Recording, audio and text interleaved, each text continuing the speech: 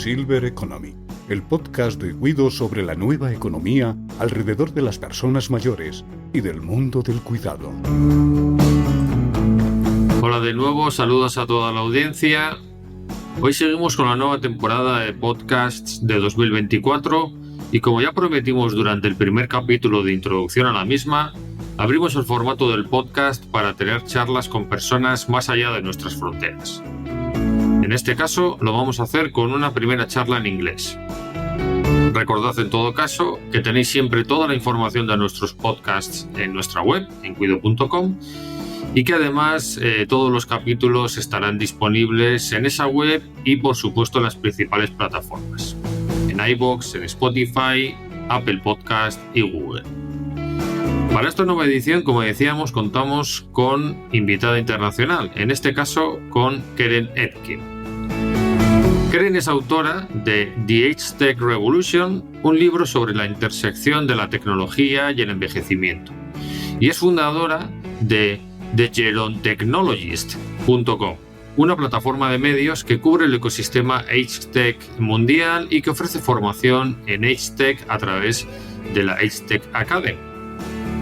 También es fundadora y directora del AgeLabIL en el Instituto Shenkar de Diseño, Ingeniería y Arte.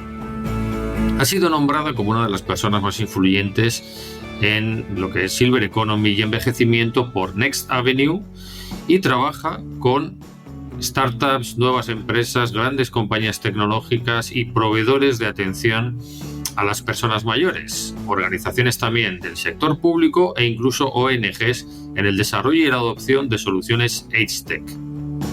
Anteriormente fue la primera empleada de Intuition Robotics, la startup detrás del ElliQ, el primer robot social del mundo diseñado con y para las personas mayores. Y fue también cofundadora y vicepresidenta de producto de Sensi.Ai, una startup que desarrolló la primera y única solución de inteligencia artificial para la supervisión de la atención a distancia.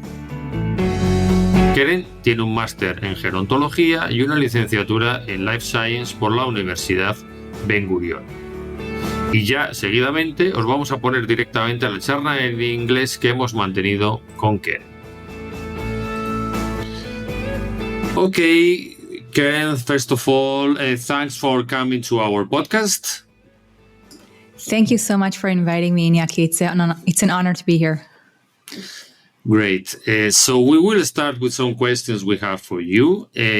After reading your book, I have one first question that is, what are AgeTech and Gerontology? What are these words, and is there any difference?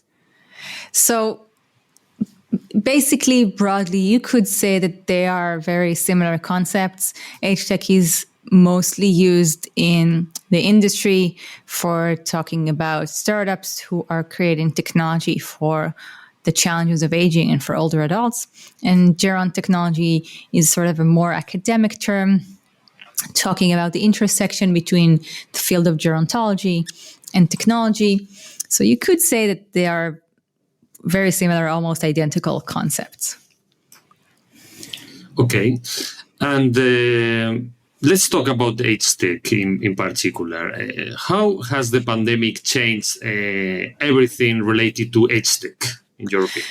So this is a great question. I think what the pandemic did is, first of all, it gave everyone, not just older adults, a boost into adopting technology. So it accelerated the digital transformation that our society has already been going through pre-COVID. So tools like Zoom, for example, they existed before COVID, but only when COVID started, everyone started using Zoom on a daily basis. And so when we look at the AgeTech ecosystem, we saw that tech spending among older adults grew significantly during COVID because people had to buy devices to get connected. Our computer became our window to the world. And so that accelerated tech adoption, it accelerated purchases of technology, and it also accelerated the understanding for everyone in this space that technology is a necessity So what do I mean by that? Before COVID, in senior living communities, internet and Wi-Fi was considered an amenity. But after COVID started, everyone understood that wireless internet is basic infrastructure, just like electricity and running water. Yeah. And so COVID really gave this entire ecosystem a massive boost.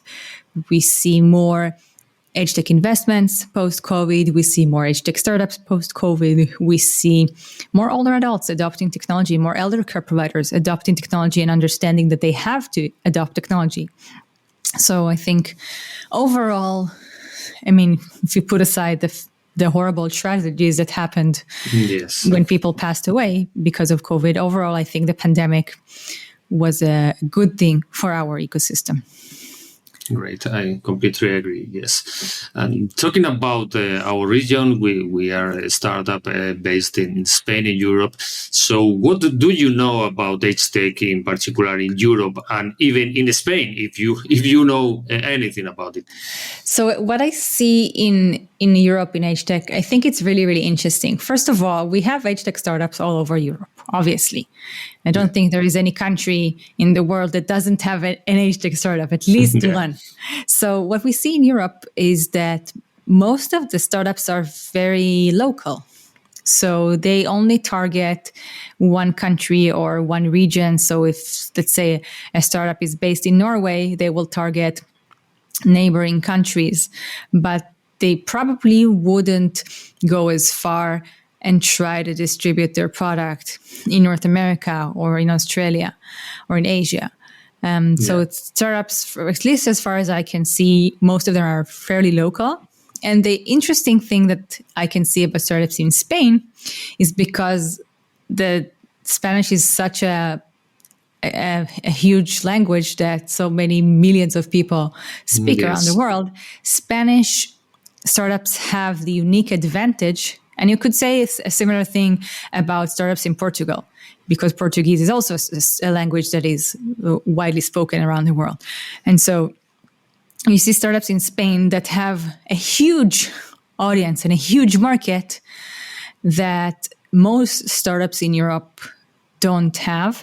And I think it's a very exciting opportunity for startups to really address Spanish-speaking markets, because the challenges of aging and AgeTech are pretty much universal. So if you can create a really great product in one Spanish-speaking country, there really is no reason, other than having limited resources as a startup, that you shouldn't expand to other Spanish-speaking countries. Yes, it's true, and it happens because in our case we have many inputs coming from LATAM because of the same culture and the same language. So yes, I agree that it is a great opportunity for us. Okay, and now let's talk about social robots. Okay, for the elderly, you have worked on social robots. Culturally speaking, here, maybe in Spain, for example, we find it hard to believe that robots can become a way of caring for the elderly. We are not Japan, but do you think that we are wrong and that it will be not only an option but a must with these demographic trends that we have? So first of all, social robots and robots in general, it's like my favorite topic to talk about. So if I start talking too much, please stop me. Okay. So yes, I was actually very fortunate to be a part of a startup that built a social robot for older adults. And the robot is named ElliQ, and it's doing really, really well. And I'm super proud of the company. I think we have to, when we look at robots, I think we have to really look at social robots and service robots. And to answer your question, I think it's easier to answer about service robots because I think the demographic trend and the fact that there is such a huge caregiver shortage on the global level. I mean, we need millions of caregivers to be able to care for every older adult who might need care one day. And we simply don't have these humans because birth rates are declining. And so I believe that I will have a robot caregiver when I'm older. I don't think there is a question about that. The only question is that whether first of all, the only question is, what will this robot be able to do? And I believe that by the time I'm 80, it will be able to do all the manual work that human caregivers are doing. And the other aspect, the social aspect of it, currently, the most obvious thing, in my opinion, that we should aspire to is to have robots take on the manual work that human caregivers are doing and really leave it to humans to do the things that are uniquely human.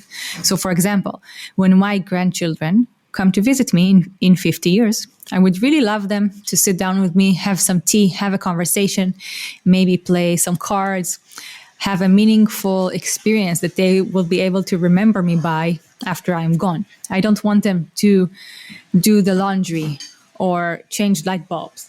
Yeah. And I think robots could really be of service of humans in that aspect. And when it comes to social robots, loneliness is a pandemic, right? It's a global pandemic. And I feel that in Mediterranean countries where we have a culture that really puts the family in the center and really people, so it's warm weather and people live relatively close to their older loved ones. I feel that we are sort of expected to be basically better children and grandchildren and to visit our grandparents and parents as often as we can in order for them to not be lonely. That's what's expected of us, and that's what many families are trying to do. But the reality is that because people work so long and cost of living is so expensive around the world, people have to work full time for most of their life in order to just pay the bills. And so that sort of gets in the way of us being the best children and best grandchildren we can be. And so that is, I believe, where social robots can be helpful, not just to be a facilitator of better communication within the families, but also to be a sort of a new type of companion when our older loved ones are alone in their home, which they are for a lot of the time. And I believe social robots could be some sort of a solution or part of a solution, not for everyone, but for some segment of the population. And the research shows that they do work. I mean, whether it's an objectoid type of social robot, or whether it's a social robot that is shaped like a pet, they work. They make people feel less alone. And so I believe that whether or not it's socially acceptable or not, it's only a matter of time. I understand. And we have another hot topic, of course, right now, artificial intelligence, that is blowing all heads off. It's promising to impact all sectors to the point of changing them completely. So do you think that this also applies to AgeTech? Yes, absolutely. It applies to AgeTech. And we see already that startups in this space have been implementing Gen AI to sort of augment their offering and to create new features and to enrich the experience. So sort of traditional standard type of AI that uses machine learning and takes data and learns about the data and makes decisions, that has been around for quite a while. I mean, I believe most software startups today in our space use AI or machine learning or both. And when it comes to Gen AI, I think there's lots of potential here for startups, especially startups who create interactive products like ElliQ, the social robot. They've been using generative AI. I think there's a lot of opportunity here to make the user experience better and more, and enrich it and make the conversation I guess, more engaging and sort of reduce the burden on the product team to really script each interaction and think in advance about all the different types of conversations that they could have with their users. Okay. You are, as we already mentioned, an entrepreneur in the AgeTech market. So any ideas to share with other entrepreneurs about sectors of the silver economy market where technology can make a big difference apart from, of course, social robots? So I think that the number one opportunity today that is still an opportunity that we don't have a startup dominating the space yet is the care shortage, because it's a global opportunity. We need millions of caregivers. Yes, there are startups out there who are working on robot butlers. And there are startups out there who are making service robots for older adults that should be commercially available any day now. But I think it's still a big opportunity to really crack this problem from multiple angles. So not just from the robotics angle, but also from the software angle to help care providers in hiring and retention of workers, because we know retention is a big problem. And we know hiring is also a big problem. And I think one of the things in this market that I really don't understand, and I think it's sort of, I don't know if it's the root cause for the caregiver shortage, but it certainly is not helping, is the fact that being a caregiver is one of the most demanding jobs you can do. It's emotionally demanding, it's physically demanding, but it's also a low-paying job. Caregivers make close to minimum wage. And so there is this anomaly here that on one hand, we have a huge need for caregivers, and elder care providers say that they are turning away clients because they don't have people to basically do all these shifts. And on the other hand, it's a low-paying job. So if any startup can come and fix this anomaly, I think that would be a game changer when it comes to this particular problem, which is probably one of the biggest problems out there, and it's really a global issue. Yeah, and you mentioned we have some startups, but there are not big companies still being, the big ones in this market. But of course, we have big players like Apple, Google, or Amazon that are already entering this market. So when they do it, do you think that still startups and SMEs have a chance of not being, destroyed or swept away by them? I think it really depends on the category. I think when it comes to wearables, for example, Apple with the Apple Watch is probably, the Apple Watch is probably the most desired premium wearable in existence today, right? If you can afford spending hundreds of dollars on a smartwatch, you will probably get an Apple Watch. And the Apple Watch is able today to detect falls. So it's also a solution for fall detection. And when it comes to startups, they can choose to compete on that space by just simply offering a product that is more affordable, right?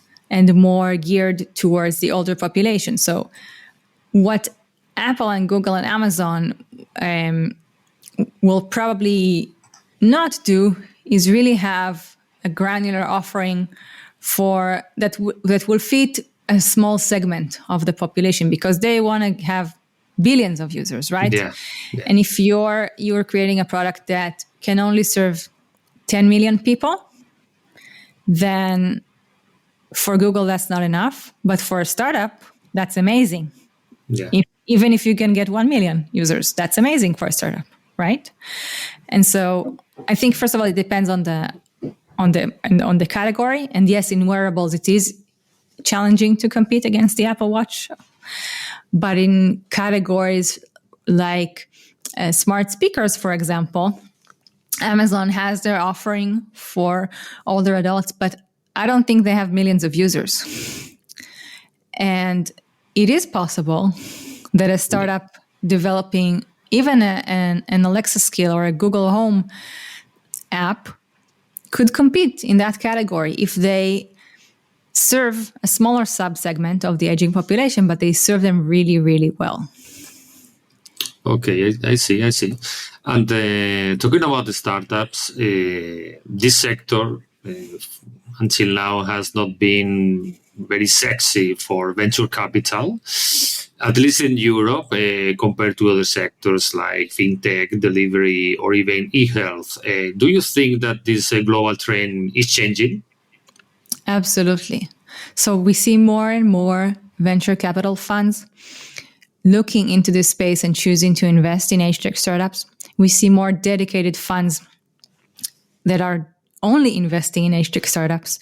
We see dedicated accelerators in Europe. There are currently 2 AgeTech accelerators, one in Belgium, the Birdhouse, and one in Ancona, Italy, Next Stage. And so these accelerators also fund startups and they take equity. And it's a lot of work to run an accelerator. And the people who are behind these accelerators have a really strong faith in this market because they believe it's not just the future, it's our present. We are currently experiencing an unprecedented demographic shift, especially in Europe. And it's really such a blue ocean in many of the categories. And most generalist funds out there don't have a good sense of this market and they may not have the confidence to invest in it yet. But everyone understands that this is a huge opportunity. Mm-hmm. Okay. In our podcasts, we always try to make some predictions about our future. Okay, so when you think about yourself getting older, what do you want that process to look like, and what do you hope technology can do to help you? This is a great question. So first of all, like everyone else, I would love to have a healthy aging, right? Yeah. Because no one wants to be old and frail. We all want to be fit and healthy and play tennis and do yoga into our 90s. And so I think there is, first of all, a lot to do around prevention, around healthcare. And I think startups could definitely help with that in various ways. Like I said, I believe that I will have a robot caregiver by the time I'm older. So yeah. Any startups out there in robotics, I hope you're thinking of me when you're building your products. And I also I really hope that people won't be lonely anymore. I mean, I really hope that we will figure out a way to use virtual reality and augmented reality technologies to help people who may live hundreds of miles or hundreds of kilometers away from their families to help them feel less alone. And we could do that. I mean, imagine wearing a VR headset and sitting to dinner with your family member who lives very far away, but feeling like you are sitting for dinner together. Yeah. That would be amazing. And I think that really could be a game changer for loneliness and social isolation. So I think there's lots of opportunity, and I think technology will definitely play a pivotal role in our aging process, in our experience as older adults in this world. And yeah, that's why I'm so excited about this ecosystem. I think there's lots to expect. Okay. And we're approaching the end of the interview, and we always like to know if the audience wants to know how to contact you and your organization. How can they do that? So I'm easily found on LinkedIn. My name is Keren Etkin, Keren with 2 E's. Our website is thegerontechnologist.com. Okay. And we do have a contact page over there. And while you're at the website, you can check out all of our offerings. So we have links there to the AgeTech Revolution book, which is sold on Amazon.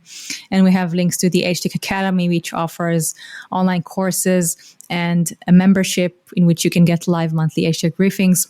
So head over to our website, thegerontechnologist.com, check it out. And if you have anything any thoughts after this podcast that you want to share with me, feel free to reach out. Okay. So thank you very much, Keren, for coming to our podcast. Again, it's been a pleasure to be here with you. Thank you so much for the invitation, Iñaki. It was a pleasure meeting you again and having this conversation. And I'm super excited to be the first English-speaking guest on your podcast. You won't be the last, but yes, you've been the first one. So thank you. Thank you. Y hasta aquí nuestra charla con Keren.